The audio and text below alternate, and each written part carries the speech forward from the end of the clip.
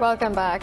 We start our news bulletin from Brazil, where 904 more people have died from COVID-19 as the death toll neared 36,000. The U.S. has recorded 749 deaths overnight, taking the tally to over 109,000.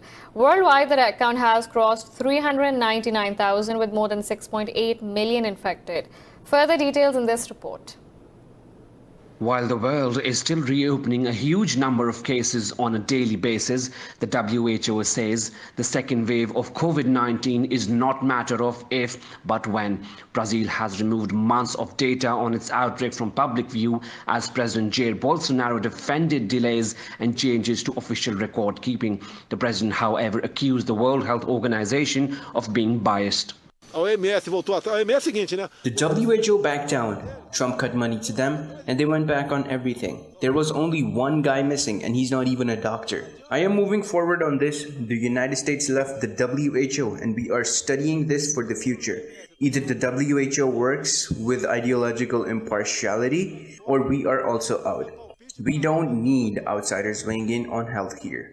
Over in Asia, Indonesia and India have reported record high cases over the past 24 hours. But Sri Lanka says it will open to international tourists from 1st August after a successful containment of the coronavirus. In China, experts says the citywide nucleic acid testing conducted in Wuhan is conducive to its future epidemic prevention and control. We have found all the asymptomatic cases and other potential risks at this point. This will reduce the pressure for our future prevention and control work. South Korea has reported 57 additional cases of the coronavirus, making the second day in a row that its daily count is above 50. Meanwhile, Pakistan has reported a record overnight surge in COVID-19 cases for the 5th straight day as the country's death toll tops 2,000. Over the past 24 hours, 67 people lost their lives while nearly 5,000 tested positive for the virus.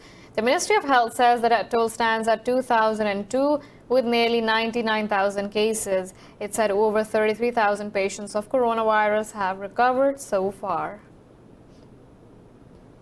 Talks between top generals of China and India to sort the escalated military standoff over the Ladakh border have ended inconclusively. In a statement, the Indian Ministry of External Affairs said the two sides agreed to solve the dispute peacefully, but did not mention any mechanism to do so. Delegations led by India's Lieutenant General Harinder Singh and China's Major General Liu Lin met at the Chinese side of the border. The statement said both sides will continue military and diplomatic engagements to resolve the issue. The situation in Pangongzhou on the eastern Ladakh border deteriorated on 5th May. Around 250 Chinese and Indian soldiers were engaged in a violent face-off. The incident was followed by a similar incident in North Sikkim on May 9th. The U.S. has welcomed the CAIRO declaration to resolve the Libyan crisis and end the armed conflict in the country. Egypt's President Abdel Fattah al-Sisi says this initiative includes a ceasefire and will pave the way for elections in Libya. Let's find out more in this report. As his Libyan National Army faces massive losses to the Turkey-backed GNA forces, General Khalifa Haftar flew to Cairo for support. Al-Sisi backed his ally, announcing the Cairo declaration to end the years-long civil war in Libya. I would like to point out that this initiative calls for respect for all efforts and other international and United Nations initiative by announcing a ceasefire starting 6 a.m. on June 8, 2020. The initiative also obliges all foreign sides to exit all foreign fighters from all over Libyan land, dismantling all militias and withdrawing their weapons. The UN says it wants all sides to participate in good faith to halt the fighting and return to the UN-led political negotiations. Al-Sisi also urged international support for the initiative and called on United Nations to invite Libya's rival administration for talks. He said repercussions of conflict are not limited to Libya but spreading to neighboring countries as well.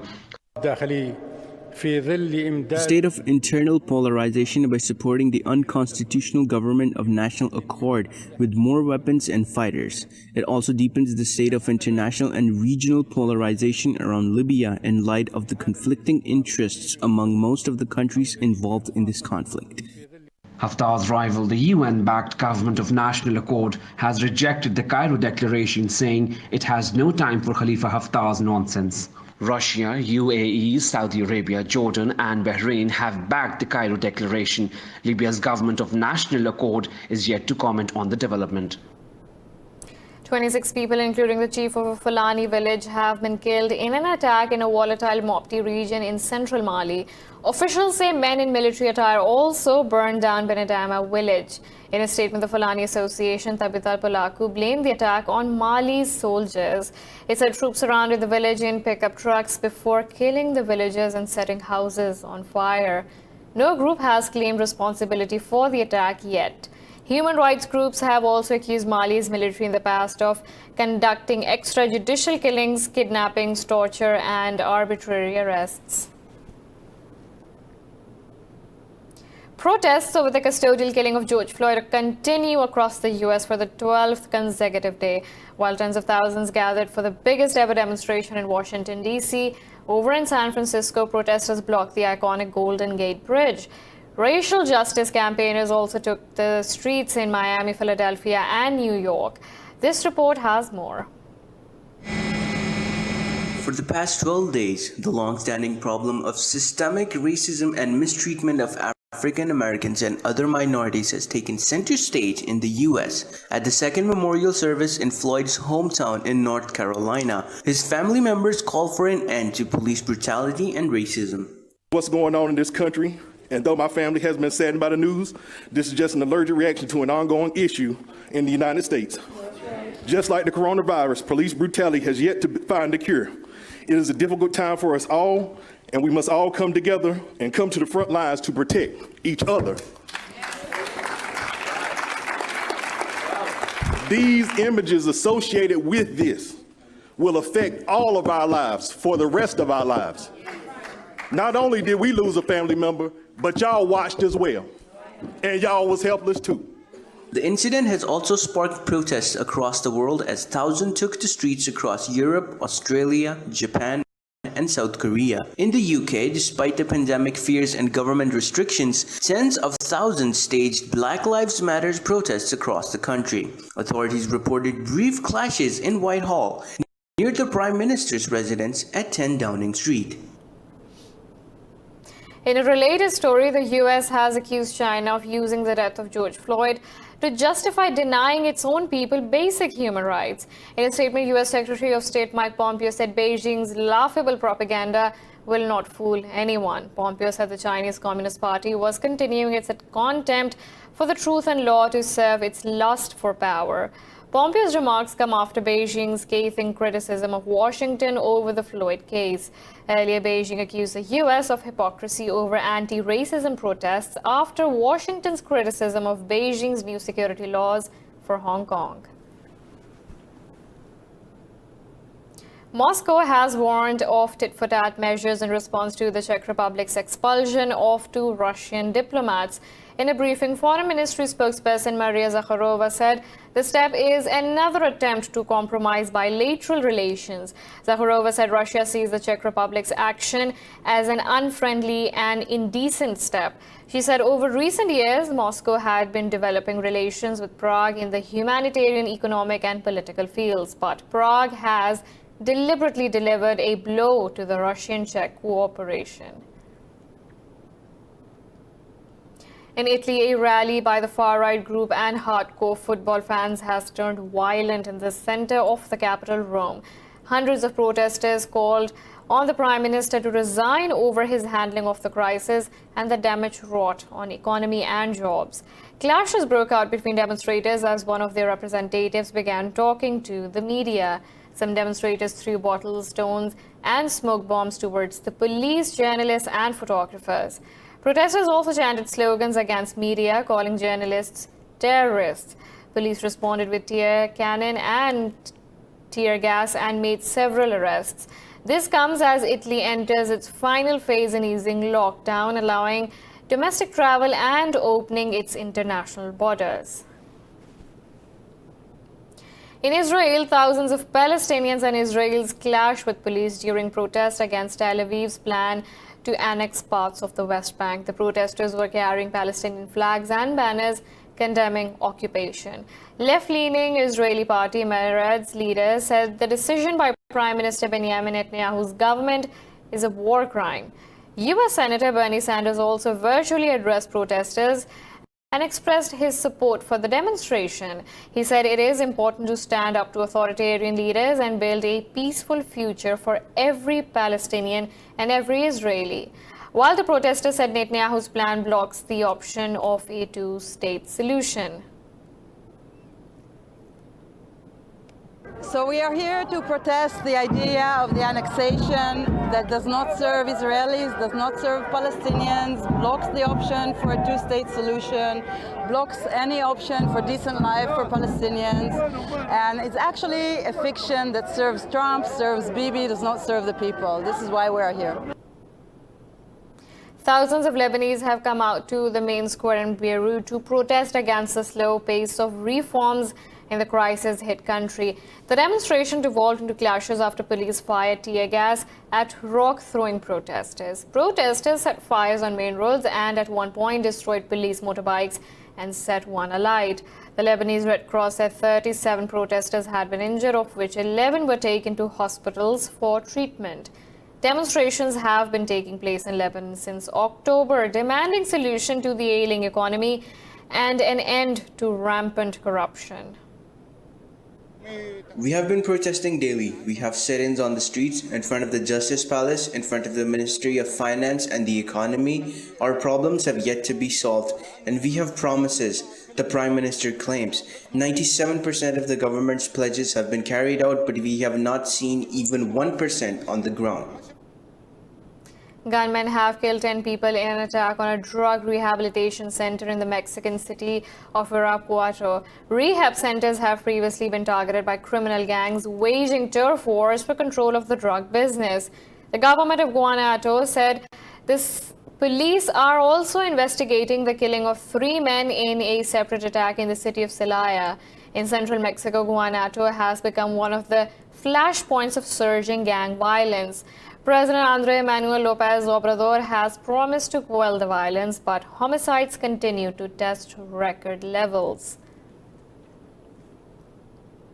We're now taking a short break, but stay tuned for more news.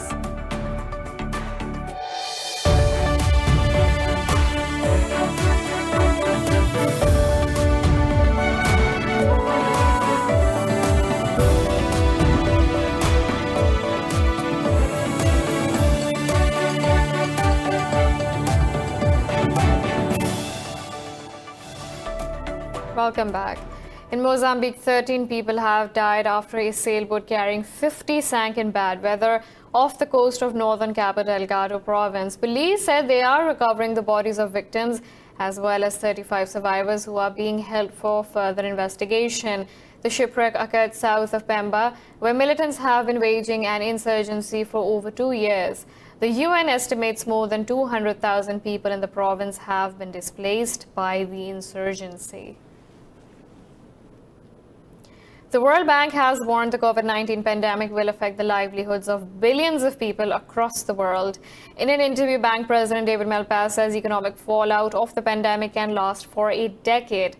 Malpass said over 60 million people can find themselves with about $1 per day to live on. He said the main challenges are the damage to global trade and inclinations to bring supply chains closer to home or erect trade barriers. He said the global economy will become less interconnected after the pandemic, which will create its own set of tensions and inequality. China has advised its citizens not to travel to Australia amid an increase in anti-Chinese sentiment caused by the COVID-19 pandemic.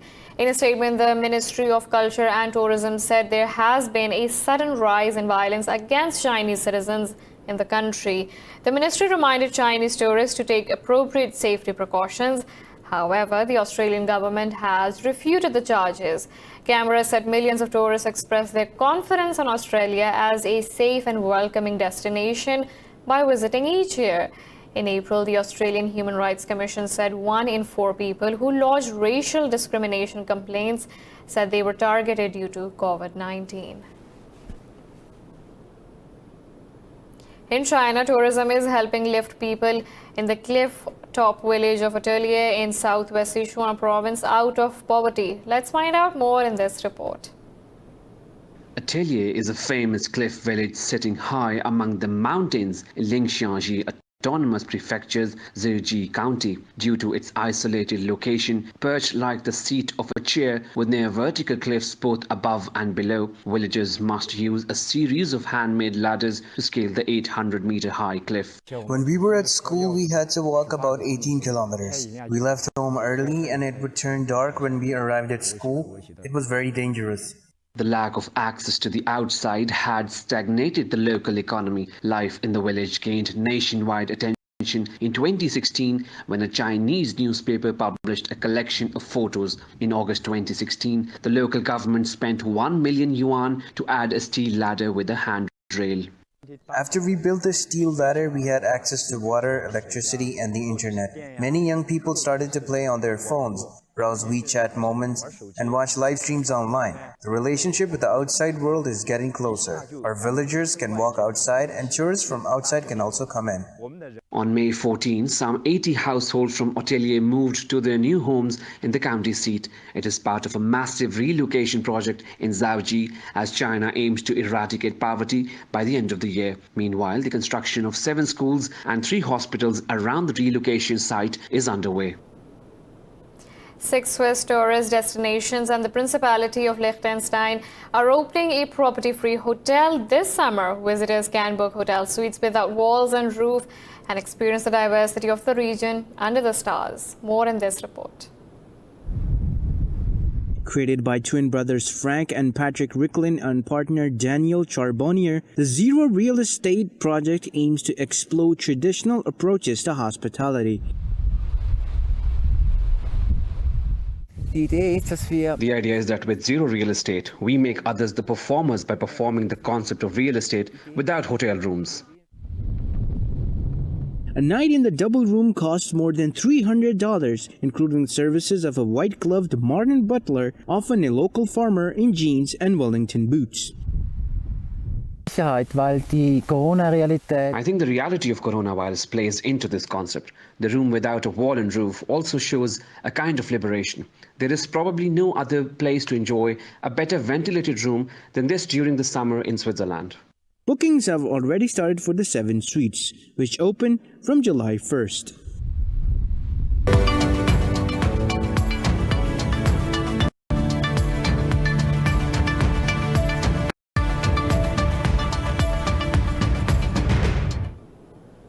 The Kremlin says the OPEC Plus agreements will have a positive impact on future stabilization of the global energy markets.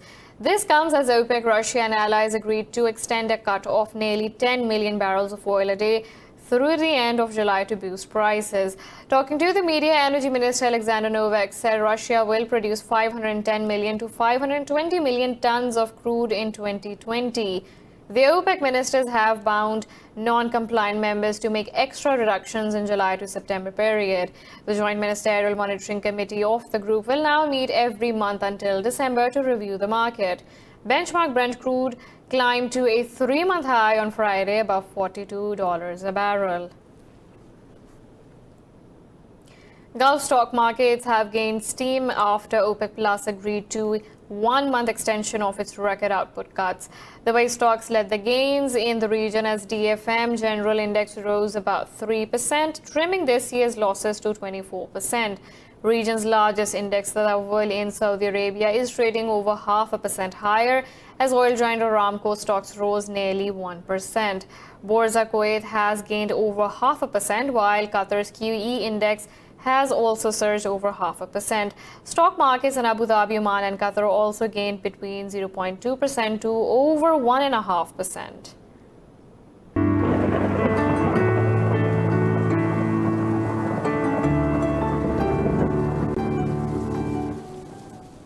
Now let's look at the weather from around the globe.